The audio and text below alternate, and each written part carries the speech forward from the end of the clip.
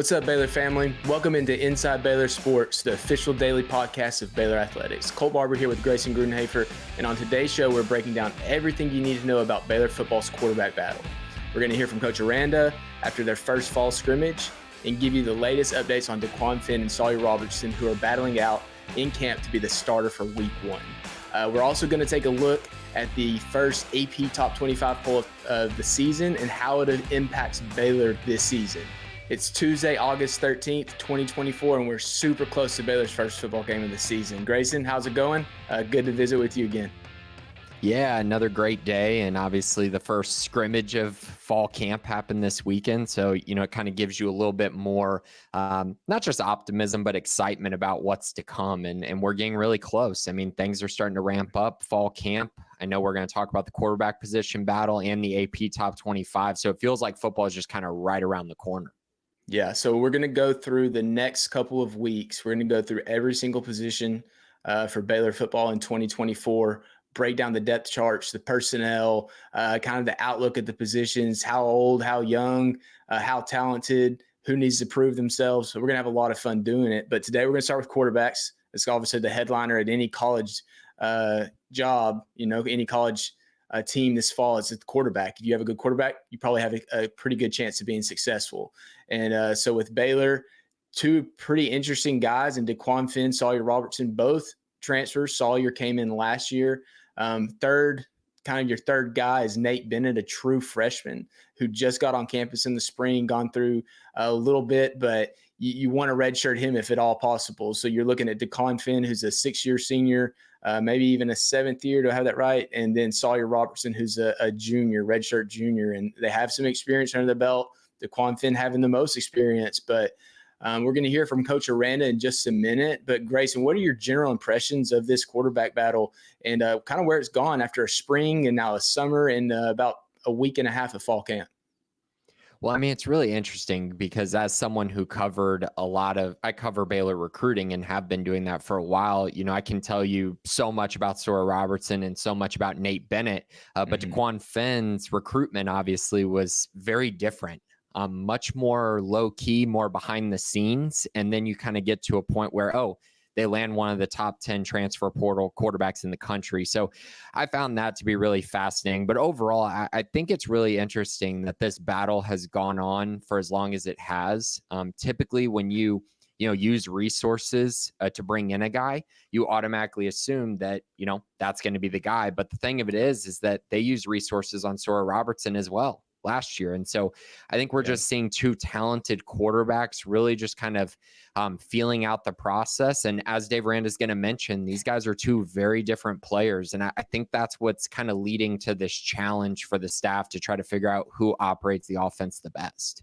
Yeah, they're both dual threat guys, but a little different pace that they run with. Probably going to design things a little bit for them differently. They can also throw the football.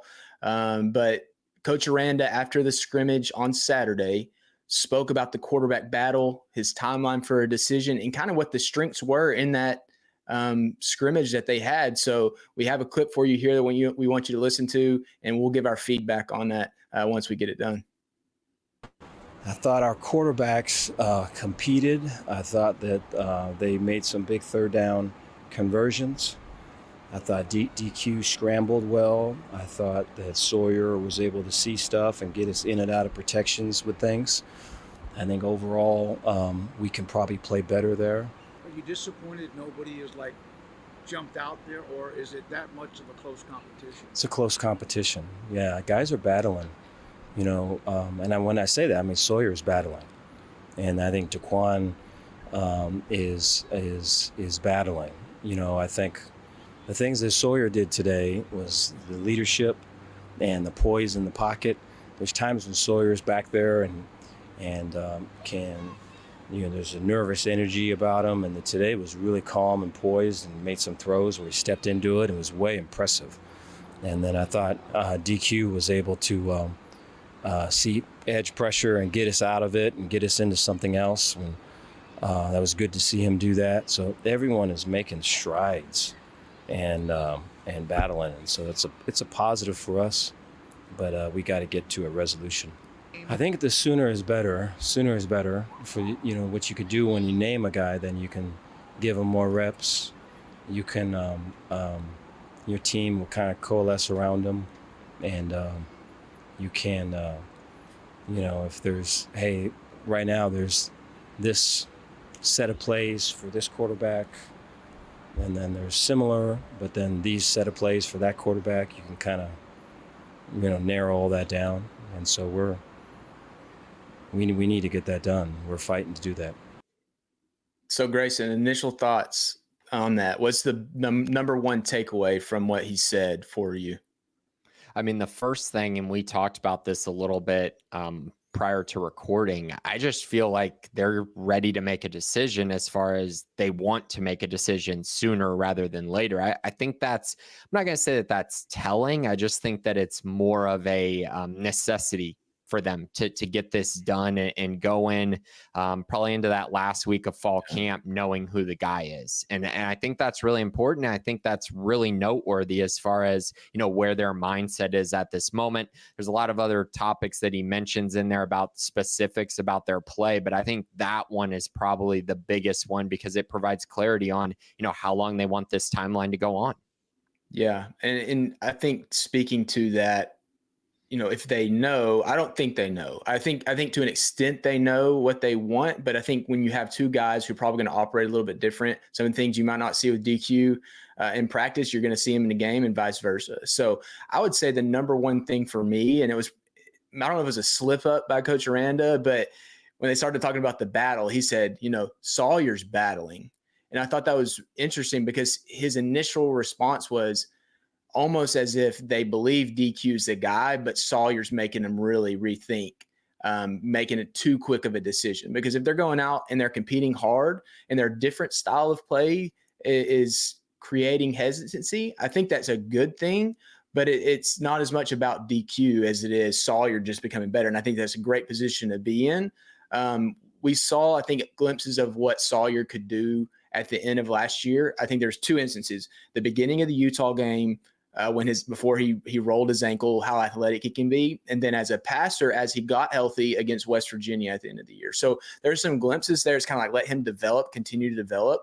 But I think that is encouraging to me, if not for now, but for the future of what Sawyer can do in the way that he's battling through these practices. So, man, I think that Jake Spavital has an opportunity to really develop two different style of quarterbacks. And he's developed a ton, but now he's in a situation where he can develop two guys who are a little bit different at their own paces for this year and for next year. And because we know Sawyer will be back yet next year unless something just crazy happens.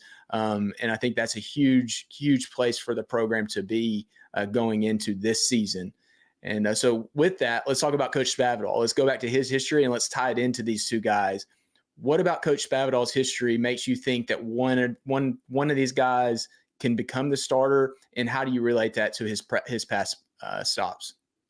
I mean, I think the biggest thing that I look at is how productive his quarterbacks have been. And it's not just production, it's also development. He's really developed guys very well. And whether it's a young guy or an old guy, he's had success with a variety of guys and also different skill types. When you look at, Sawyer Robertson, you look at Dequan, those are two very different guys when you kind of look at their, the things they do really well.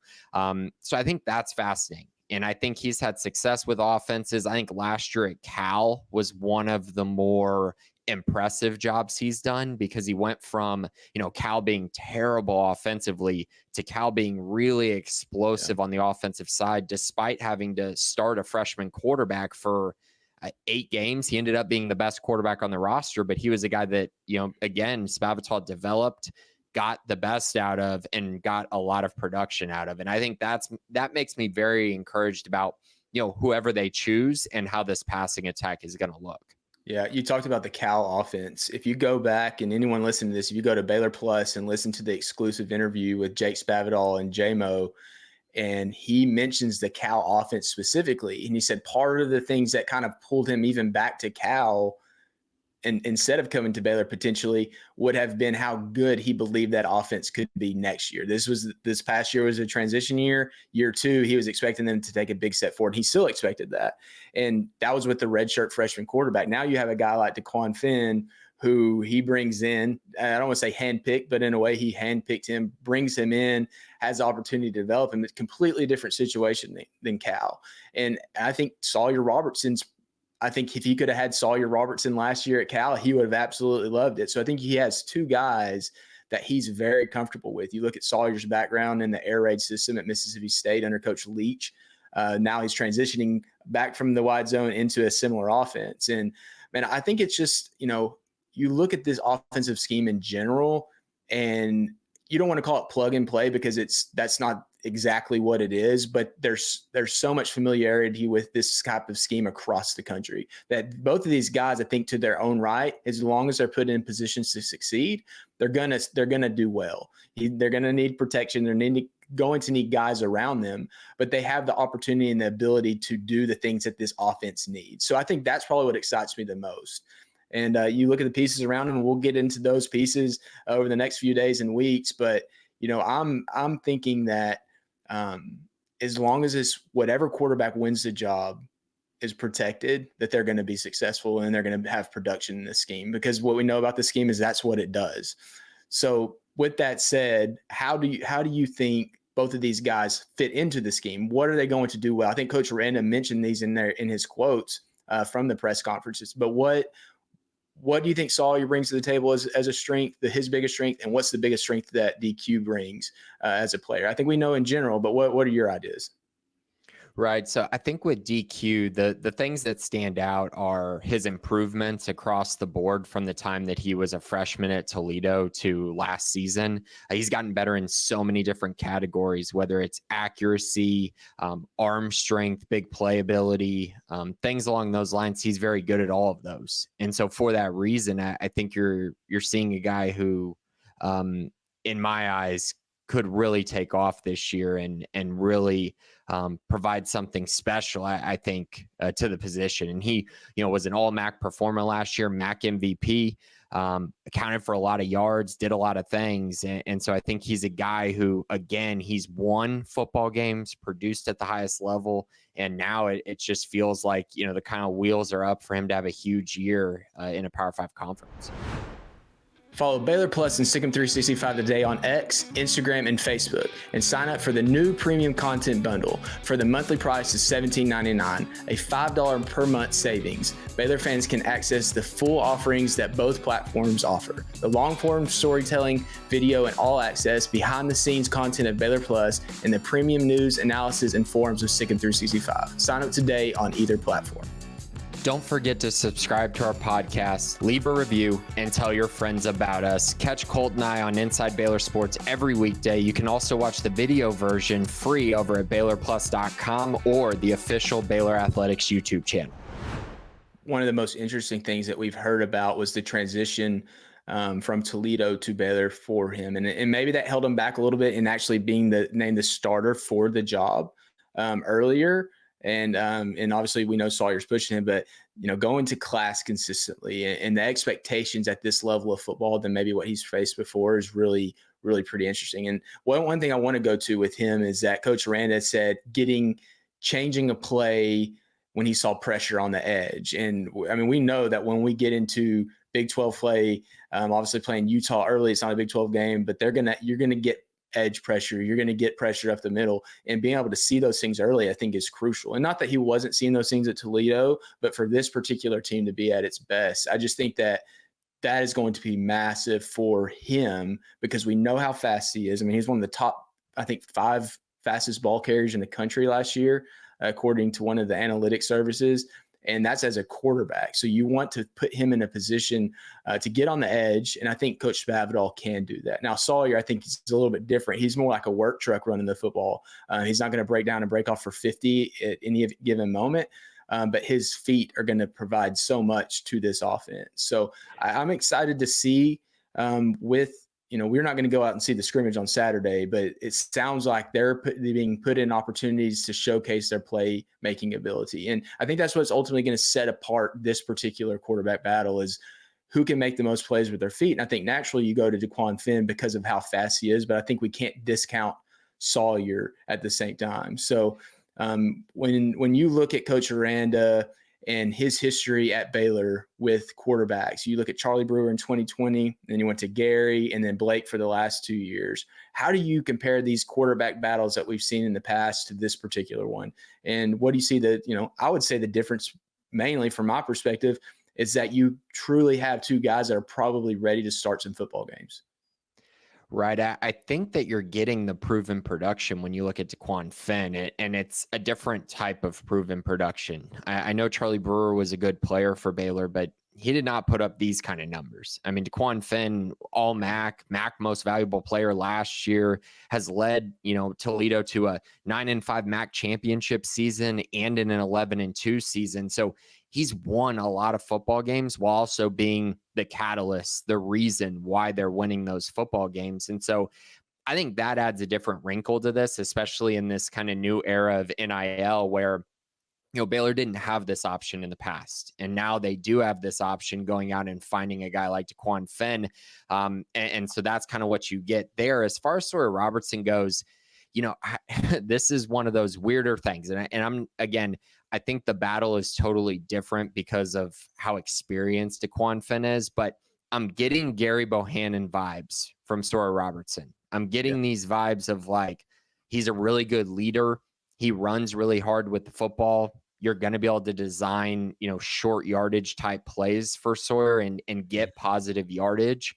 And those things were so valuable with Gary in 2021, even though I don't believe I know you can argue one way or another. I don't believe he had a very great year in 2021. He was fine.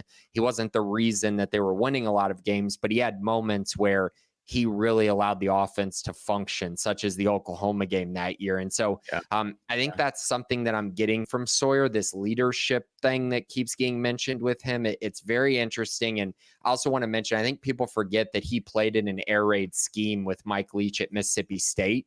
So really last year, his transition was really tough with Jeff Grimes and trying to figure out how to play under center, how to figure out the play action stuff. This is much more in his comfort zone. I think you're seeing that in his play. It's gotten a lot better, I think, because of that. Yeah, I mean, and both of these guys truly have experience in this style of offense. And we spoke about this in our initial pilot kind of podcast, but it's not anymore about hiring a new offensive coordinator than figuring out how to recruit towards it. Now it's immediate with the transfer portal. And obviously with Sawyer, he is a transfer guy, but he's a year behind this Jake Spavital offense. And Dequan Finn is now in here coming from Toledo and being able to run a similar version of what he did. And so, I don't know that there's any specific reason to point to either one of those systems other than Dequan Finn has much more experience. But I do think that both these guys are going to get a completely fair shot to win this job. And not that I wasn't expecting that, but I think that it is an opportunity to showcase their abilities in the fall in live situations. Yeah, I mean, Colt, now we're moving to the crunch time, right? We're getting to the point where a decision has to be made. And so I'm very curious if that comes after this scrimmage coming up this weekend. As we know in the past, the second scrimmage seems to be the key one because the final one is more of just a, get the young guys out there type thing because you don't want guys to get hurt last scrimmage. So this one always feels like the most important. And I'm curious if Dave Aranda's comments about trying to make a decision sooner, if that comes true this weekend. So I'm going to be definitely keeping an eye on that and trying to figure out, what do they want this offense to be? Because I think whoever they choose, it does change things with how I view kind of their offense moving and how they scheme certain things. Yeah, I think that this weekend is telling. Maybe if they don't announce it publicly, maybe they announce it behind the scenes. The way Coach Aranda has always operated is very transparent for everyone. And, I don't think they're worried about Sawyer wanting to go into the transfer portal if he doesn't get the job. So I don't think that timeline matters too much. I think Sawyer's here in Waco for the long haul. So I think this weekend's a big week, and we'll probably have to revisit this discussion after a quarterback is announced, and we'll have a lot more to say about that and the possibilities with those guys leading the way. And I'm really excited to see that. So shifting gears just a little bit, the AP poll was released, and Baylor has, or the Big 12, has 5 teams ranked in the top 25 preseason AP poll. One of those games that Baylor will play will not be a Big 12 game. It will be against Utah, though, who is a Big 12 member, but that game is a non-conference because of the schedule. I guess it was from multiple years ago when they scheduled this game, and so it will not be counted towards the conference standings. But they're looking at Utah on the schedule, Oklahoma State on the schedule, who's number 17. Kansas State is not on the schedule. They're ranked number 18. Kansas, who is also on the schedule, ranked number 22. And I believe there's 3 other Big 12 teams receiving votes. West Virginia being one of those. And I know there's a couple other ones that are escaping me right now. But this is the life of the new Big 12 in that maybe there's never one great team. Utah is ranked there at number 12. Maybe there's never really one great team preseason, but I think you're always going to see someone kind of sneak up there with the possibility of getting in that top 4, even though the playoffs have changed to the top 12, and really give the Big 12 an opportunity for 2 Big 12 representatives in the college football playoffs. So, Grayson, looking at that, I mean, 5 Big 12 teams. Baylor's obviously not one of them right now this preseason, and they have a long ways to go to get there. But 3 of those games, one of them on the road against Utah, 2 of them at home for top 25 games. I mean, does that excite you? And what do you think about this for the new Big 12? I think it's a good spot to be. You obviously would like to have maybe an elite team, a top 10 team in there. But I think, number 12 with Utah is fair enough. They would be in the college football playoff if it started today. Obviously, you get an automatic bid, but being inside the top 12 is nice to see. I think it's interesting that Baylor plays Utah, of course, in a non-conference game. Kansas State, who's at 18, also plays Arizona, who's 21, in a non-conference game as well. So 2 kind of weird outlier games because of conference realignment, but nice to see 5 teams inside the top 25. Crazy to see Kansas there after, many, many years of them just being so bad. And now they're in the preseason poll and really one of the favorites, it seems like, in the Big 12. As far as the others receiving votes, you mentioned West Virginia. I also want to mention Iowa State got 33 votes, and then Colorado got 1 vote. I don't know if that was Dion voting or who voted for them, but they got a vote as well. So 8 teams, like you mentioned. I think it's a good spot to be for the Big 12. And like you mentioned, there's so much parity in this conference that this is probably not going to be how it ends up, but it's nice to see that teams are at least given a fair shot to start somewhere where they can be successful, which sometimes, the Big 12 didn't get the benefit of the doubt of that. Yeah, so looking at number 12 at Utah, that's going to be a non-conference game, as we mentioned a couple of times now.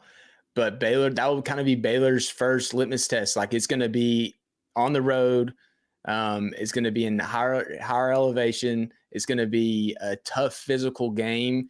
Baylor's shifting their brand of football offensively to be a little bit different than what they saw last year. What are your I want to just stick to this game because it's going to be the first big test, but what are your thoughts on that matchup with Utah and Baylor? Obviously, Utah has a couple guys, the Cam Rising coming back, the tight end coming back from injury, that everybody are banking on being fully healthy and ready to go. But what does that matchup with Utah look like for you with Baylor? I mean, my initial thought is that Utah's only lost 3 times at home since 2018, and Baylor's got to go there to play them. That makes things rather tricky. Utah is a really good program. They've established a culture of winning football games at home. And see, the hard part is this feels like one of the better teams they've had. I mean, with everything they have coming back, with kind of where they're at in Kyle Whittingham's career, where this is, kind of one of those last opportunities maybe for him to really break through, make a college football playoff and have, championship level success before Morgan Scalley takes over. I think it's all fascinating storylines around it. I think Utah is going to be ready to go for that game, but I do think Baylor's new offensive scheme is one that has given Utah problems at times, but it also makes me a little hesitant because it's also similar to what they've been used to when they've been kind of zagging when everyone was zigging in the Pac-12 as well. So there is some hesitancy there. We know the physicality that they bring to the table. So it'll be a great early test to figure out if Baylor's actually going to be able to hold up front on both sides of the ball. Yeah, no, you have so much change for Baylor on both sides of the ball. You look at offensive line, defensive line, new coaches, a lot of new personnel.